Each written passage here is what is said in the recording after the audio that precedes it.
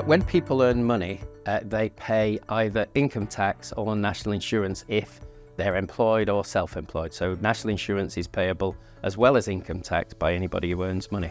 So effectively, historically, the government have always used income tax as the means by which they have passed on tax reductions to people in the UK.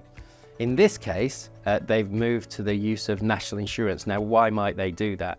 Effectively, there's been a lot of talk within the government around the productivity of the country and trying to make that country much more productive in what it does. By using national insurance, you focus on the workers of the country, and the benefit goes to those workers and not necessarily to people who've got other investments or other means of income from which they benefit. So the idea would be that by reducing national insurance, you will actually increase the money in the pocket of the people who are working and therefore hopefully encourage them to work more.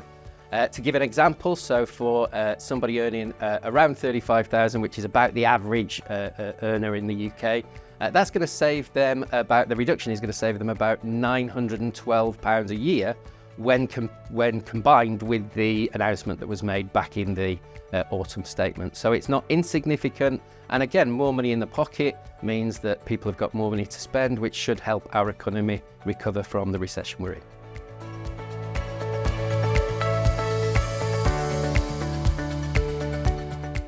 Okay, so at the moment, the new British ISA is actually more of a consultation about a British ISA as opposed to something that is available. But what it, to all intents and purposes, we're looking at is an extra £5,000 per year that can be paid into an individual savings account wrapper on top of the current £20,000 maximum. Now, there are other ISAs as well, but effectively what we're talking about is an extra £5,000.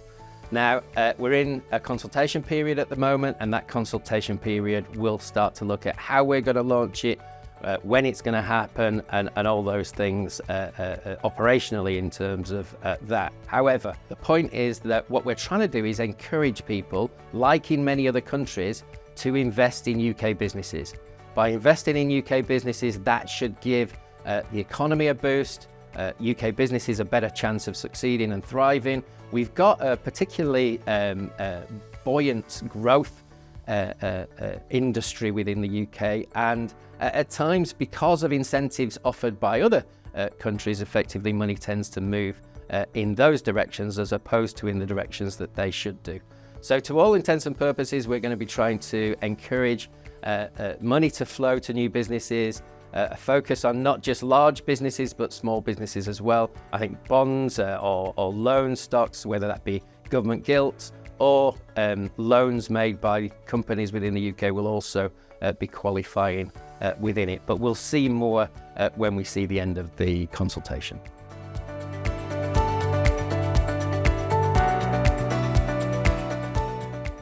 So the new British ISA isn't yet available, so the answer to the question is no. The consultation period is in place, so that started on the 6th of March and is due to finish on the 6th of June. So it's a relatively short period of consultation, and it looks like they're going to be working very hard to deliver it as soon as possible. I would expect probably by the new tax year.